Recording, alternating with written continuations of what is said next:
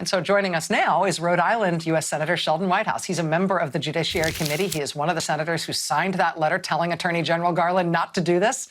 I should tell you, he's also a former federal prosecutor as U.S. Attorney and Attorney General for the state of Rhode Island. Senator, thank you so much for joining us. It's great to see you. Thanks. Wonderful to be with you. What was the basis of your case to Attorney General Merrick Garland that he shouldn't appeal that ruling from the judge, that he should facilitate the public learning about what the former Justice Department did when they were confronted with potentially charging President Trump? Well, it was obviously a very controversial decision at the time. There was a lot of anger and angst about what was going on at the Department of Justice. And then along comes the decision from Judge Jackson that required that the entire report be disclosed. And in doing so, she made some really powerful findings.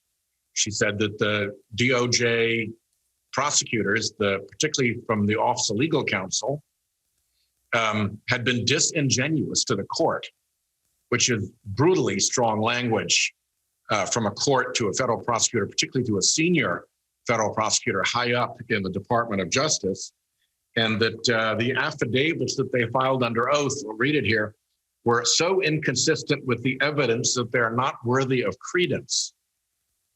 That's an unbelievably strong comment from a federal judge, and it's not the first harsh commentary about the Office of Legal Counsel. So at this point, it really, to us, made no sense not to just clear the air of this, go with the judge's decision. It gives the department every reason to pursue it, and not continue to drag the department through the nightmare of its own misstatements and misleading statements to the court. You are right to read all that apologetic makeup stuff they've tried to do, but in point of fact, the Department of Justice should never be there in the first place. That's why you're the Department of Justice. It's not so that judges say that you've been disingenuous to the court and that you file affidavits that are so inconsistent with the evidence that they don't merit credence. You're the Department of Justice because you're there to do justice. In terms of what the Justice Department should do now, obviously you disagree with this decision to appeal the judge's ruling. You think that this material should be made public. That will be a source of continued litigation. That'll be decided in court, ultimately. But what about the substantive question that's at the heart of this, which is the Justice Department, under the previous president, being confronted with hundreds of pages of detailed evidence about him potentially committing felony obstruction of justice while he was president? We now know, because of this litigation, that the Justice Department never substantively considered that evidence. Should they now substantively consider that evidence? Well, if you've said that you didn't consider the OLC policy that a sitting president can't be indicted, so that's not your reason for not proceeding, and you haven't actually considered whether or not you should proceed, or by implication, you've made the decision you should not proceed irrespective of that on the merits, I think that's the question you then have to be prepared to defend. And what it looks like came out in all of this is that they never really made that decision. And part of Judge Jackson's anger, I think, was that they were treating as pre-decisional to a determination about the president's culpability what was actually strategic public relations framing of how they were going to roll out this performance that they were engaged in.